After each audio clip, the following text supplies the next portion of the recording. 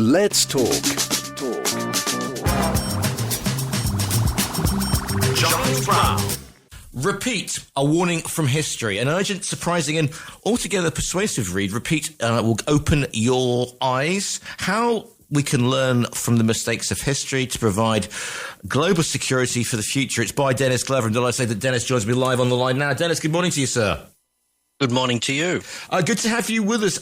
Just before we get going, just explain a little bit of your background and why you are so uniquely poised to write Repeat. Well, I have a background in politics, actually. I grew up in a very working class industrial community that went through some hard times. But I went to Cambridge, I studied history, and then I became a political speechwriter working for many leaders of the Labor Party and still occasionally write for the Prime Minister and others now. And but, you know, the desire to write history has always been with me, and so I've written this book as an urgent sort of lesson to the world to, you know, wake up before it's too late. Now, the listeners will know this, but I am that worst sort of creature, an armchair historian. I will go down rabbit holes like left, right and centre if you put history in front of me. Well, you know, and people say, but why are you interested in history? Because it's just a bunch of robber barons doing despicable things to the peasantry, etc. And I go, aha, but that's where you're wrong, because history may not repeat itself, but there are certainly echoes and parallels that we can draw. Absolutely right. My book tells two parallel stories, one about the 1920s and 30s, about all the mistakes that the statesmen made after the end of the First World War that led, you know, by degrees to the Second World War. And then I tell the story of the world after 1945, and particularly from the late 1970s and 80s onwards, to show that many of these shocking things that led to the Second World War are repeating and may carry the danger of leading us to another world war. But one of the problems is with history is the fact that people, certain sectors of the political spectrum will reappropriate history for a golden time that never existed and say, well, the reason that we were like this, we were better back then. So we didn't have any immigrants, we didn't have any wokeness, everybody knew their place, and that's why we were our parents or our grandparents or our forebears were a golden generation. And if you study history, you find out that absolutely isn't the case. Yes, absolutely. When did the world start going wrong? I think it was when people like Hitler came along at the end of the First World War and said, well, it was all good back in the old days, before we were stabbed in the back at the end of the First World War, and the Jews took over, and they looked at this golden age of, German nationhood and white supremacy and so forth, and, the rest is history, as they say. And I think we're seeing some of that again today. This is, it's easy, I think, to say that, Trump isn't quite a fascist or he's not like Hitler and so forth. And that's true to some extent. But I think the thing that they have in common is that they're both varieties of right-wing fascism.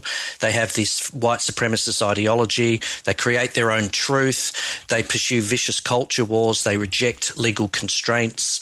They have these pumping rallies with their chants. They hate the media, and increasingly in America, I think now they're anti-Semitic. So, history, to some extent, in broad terms, I think the sweep of history is repeating. Because if you look at the way that the Nazis take, the power of the will and all that, and, the cathedrals of light that Lenin Richard builds, etc., and Spears implicit in that as well, they have a hold over radio in the 30s. Every household, basically, every apartment block, even in their foyer, will have a radio, and that's the new technology. And they embrace it and they take it, right? And they have these huge rallies and everything and symbolism. And you could argue that, the way that, on both the left and particularly on the right end of the spectrum, they are embracing and taking on the social medias. I mean, Trump has said that Barron, his son, was instrumental in getting that vote of young, white, disaffected American males. Yeah, absolutely. And the parallel there from the 20s and 30s is strong again, because Adolf Hitler was aided in his rise by Alfred Hugenberg, who was, we could say, the Rupert Murdoch of his day in Germany, who controlled a lot of the media and controlled the movie industry and so forth. He propelled for his own reasons, he propelled Hitler onto the front pages of his tabloid newspapers and made him a bit of a star. His recognition factor went up, as they'd say today. And so, the media media and the way we consume media is complicit in the way our politics changes. It was, an important factor in the rise of Nazism, and I think it's an important factor in the rise of the right-wing populism that's overtaken not just America, but is becoming all-powerful in Europe now, including, in Germany, where the AfD is on the march, almost unbelievably. Not only that, we're based in Spain, and there was a poll recently with a lot of people saying, yes, we want to go, especially amongst the young, saying, we want to go back to the days of a strong leader, and parties like Vox, for example, over here are having gains. And it's like you do, for those of us who were born in the 50s and the 60s and, who knew what democracy was like and under threat, you just sort of pause and take askance because they've rose tinted because once again, there was a strong leader. Everybody knew their place. And you could say wokeness, or if you go back to Germany again, the Weimar, economic problems, disaffection amongst people. And it's playing out that same way. And there are no simple solutions to world problems. You can argue that a strong leader can put a quick Band-Aid on it, but for the nuances, not a hope, Dennis. Yeah, we have shocking economic problems across the world right now, and part of the reason for the rise of populism is that these people have these incredibly simplistic and unrealistic solutions that hit people's emotions. One of the things about modern populism now, as in the 30s, was the people who are most adept at it are very good at touching the emotions of ordinary people. They speak to them in the way that our sort of mincing, technocratic, managerialist political class can't do. They don't reach ordinary people. These people know how to do that. They know how to make them angry about things they can't change, like the economy. I mean, Trump has made the American economy worse, for example, but a lot of his supporters would still think he's a genius. And there is that whole situation where they are saying, look at this bright, shiny thing, get away from the real problem. So in the UK, it's small boats. 4% of it, it's a 4% of it of immigrations come on small boats. In the States at the moment, it is the tragic shootings in Washington that happened 2 weeks ago. And now we've got a blanket ban on 19 different countries, even making applications to come to the States at the moment. Yeah, this is the other aspect of the right-wing populism of the 20s, 30s, and now that they have in similarity is they need enemies. Fascists, populists know how to project anger onto enemies. And George Orwell once said they do it like somebody throwing a flamethrower on an opponent. And they know how to use anger. They know how to incite it and turn it on a minority who are misrepresented, lied about. And we know where it leads. It leads to Treblinka. I mean, where's it going to lead now?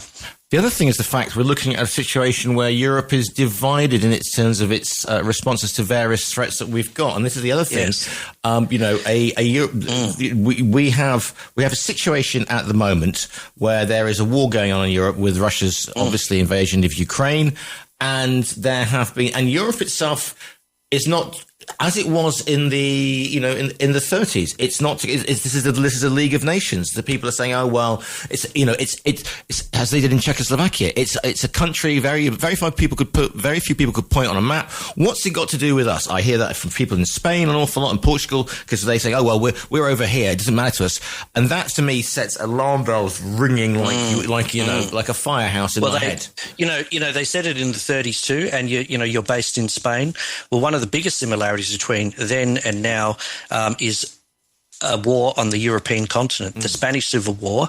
The fascists attempted to take over of Spain, and what did the West do? They sat back and they let the Nazis, they let the Germans and the Italians and others have their way. And George Orwell famously said that the war in Spain wasn't lost in Spain; it was lost in London and Paris and New York and everywhere who wouldn't stand up to Hitler and support the Spanish Republic. And there's the lesson for us today. Fortunately, I think the West is responding far better to the war in Ukraine than they did in the Spanish Civil War. In my own opinion, they need to do a lot more than get behind Volodymyr Zelensky. but at least it's not as bad as it was then. Because we've got this, Sir Keir Starmer refers to it as a coalition of the willing. Macron's made these notes as well. I mean, the acid test is going to come, isn't it? If we need to take more serious, and we look back and go, oh, you see, well, if I had been running Europe in the 30s, as soon as they'd annexed Czechoslovakia or the Sudetenland or the Anschluss, we would have said thus far and no farther. But you see this, and of course, as opposed to the 30s, we now have where it was very much sort of the first America first, because the FDR and they had their own economic problems to deal with Roosevelt's New Deal coming out of their Great Depression. But in this case, we've got an American system or American government that seems to be leaning on Europe in a way that the Americans didn't lean on Europe to do a deal. So we have this very bizarre situation where there are peace talks going on with the country still at war, and also without the main players sitting across a table from each other. It's almost peace talk by proxy. Yes, Czechoslovakia was left out of the talks at Munich that ended up being the last straw for people who stood up to Hitler. And this is one of the big stories from my book. One of the big lessons is that don't think that it can't happen again. We often blithely think, the past, it happened in black and white, on old documentaries like The World at War or something, and it's not like that now. But in fact, it's exactly to them, it was in colour, and it looked exactly to them the way it looks to us. In Spain, the way Ukraine looks to us. It can happen again, and we have to learn the lessons. And one of the lessons is you have to stand up to right-wing extremists when you can, and you have to win battles against them while they're weak. And unfortunately, in the 20s and 30s, we let it drift too long, and then we had to fight a war. Also, the other thing is, it happens very quickly. If you look at the timeline between, because, 1929, Hitler's in prison. 1933, he's becomes chancellor by a German government who think they can control him, and they just think he's some hick from Austria. And yet 6 years later, we have a world war going on. So also, surely it should be a case of act quickly, because you may not get the chance to again. Things do happen extremely quickly. In 1928 elections for the Reichstag, Hitler got 2.6% of the vote. Once the Great Depression happened, which was like a sledgehammer that smashed the whatever was remained of Weimar democracy, 4 years later, Hitler's getting nearly 40% of the vote. Can happen very quickly. We laugh at the AfD now and think they're fools, but they're growing in power. In fact, they're growing much quicker than Hitler did at a comparative stage in the timeline. So it's something to be very worried about. And also, I do a phone-in show on a Thursday, on a Tuesday, a politics show called Viewpoint. And when I do my, the poll of polls, and I put it out there to our listeners, who are, throughout Spain, around the world via the internet, and that's, hey, yes, that's also got to have something to do with it. But you say, I put it out there, which political party has got the right idea of dealing in immigration, and it comes back as, oh, well, Reform UK, because they, we want to change because the old systems are broken. And you just think to yourself, hang on a second, 4 years ago, if you'd said, Farage was making noises to be prime minister, you would have been laughed out of the House of Parliament quicker than, yes, I don't know, Eddie Izzard, for example. The whole Hitler phenomenon happened over 12 years. You think of the Third Reich was meant to be a glorious Reich that lasts for 1,000 years. It lasted for 12 years. 12 years ago, it was 2013, the end of 2013. It seems like yesterday. I could remember it just, like nothing. And here and it had all been played out by then. It all happened very quickly. They went from, flying biplanes and riding horses to dropping nuclear bombs in that time. The world can change very quickly. And if we don't learn the lessons of history, we will repeat them. And let me if I could just say, what did Vladimir Putin say 2 days ago? Russia does not intend to fight Europe, but if Europe starts it, we are ready right now. Who does that sound like from the 1930s? Yeah, let's not even go there in that part. And I could bore you stupid with also Putin and his Peter the Great fixation, but that's another century altogether. When you come to writing something like this, Dennis, how do you get up in the morning with a smile and a smile on your face and a song in your heart and get the coffee going and sit down and write it? Because it sounds like a real sort of a bit of a doom scroll, mate. I wrote this very quickly in a fit of anger. My publisher said, "You've got 5 months to write it," and I said, "Okay." And then they came back and said, "We've got some interest. Can you give it to me in 4 weeks?" So I sort of locked the door of my office and got all my books out and started typing. And I did it. I did it because, and I made it a very short and readable book because I think it's actually urgent now that politicians and ordinary people grasp history and understand it. For too long, I think our politicians just talk about economics and about tax cuts and all these sort of marginal things, in a sense, in our lives, when right now they have to start thinking historically. And my book is a sort of an attempt to get people to think historically once again in the way that people did in the past. It's so much easier to learn the lessons of history than to repeat them. Than to repeat them. I suppose the thing is, because people are concerned about putting food on their table, quote unquote, and the benefit street from the Chancellor's budget, etc. And it can be very difficult to get people to look at the broader picture, because whilst they're worrying about small boats or the fact that, I know, Brussels sprouts coming up to Christmas are more expensive. Yeah. In the meantime, the rumblings of Europe go on, or the world order go on, and suddenly you turn around and go, what happened? And also, surely people have got to get out there and make their voices known. We've seen these demonstrations in London over the summer. We should have learned the lessons from Brexit, which I won't go down that path because we could be here until next week. But never has voting and making your voice known been more important, Dennis.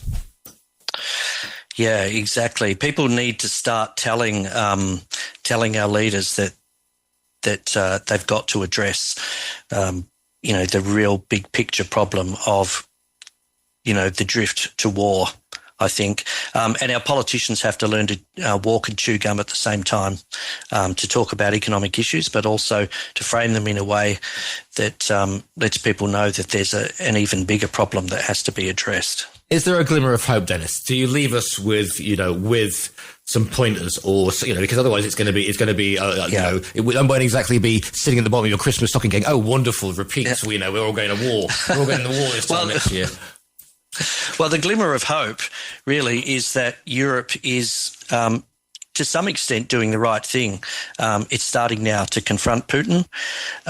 It's starting to rearm. I mean, here I am, an old lefty, celebrating the fact that we're rearming. I can't believe I'm saying it, but I think if you're serious about the world at the moment, you have to realise that for all of the problems that our democracies have, it's going to be much worse if people like Vladimir Putin start expanding the boundaries of Russia further west, and if people like if the Nazis come back into power in Germany, which it looks like they may be doing so. But in Europe, I think the European statesmen are starting to wake up and they're starting to take it seriously. So, that's the glimmer of hope for me. I certainly haven't given up, and we, as citizens, we've got to put the pressure on them to start thinking historically again and not just thinking like technocrats and managerialists. The book is called Repeat, A Warning from History. It's by Dennis Glover, who is speaking today. Listeners, if you go to the TRE virtual bookstore on TRE.radio, you will see the front book. You'll see the front cover of the book. Click on that, and a well-known distribution service, it'll be winging its way to you. Cut out the middleman. Go to that one, indeed. Dennis, if people want to follow you online and say nice things to you, where's the best place to find you? They can just Google me and they'll find my website, which has all the information and everything else I've written. There's lots and lots of information, newspaper articles. I'm a newspaper columnist, so they can find all of that on there and read more about this stuff. Yeah. The book is called Repeat. It's by Dennis Glover. Dennis, it's been timely and a great experience to speak to you. Thank you for your time today. Great fun. Thank you. Bye-bye.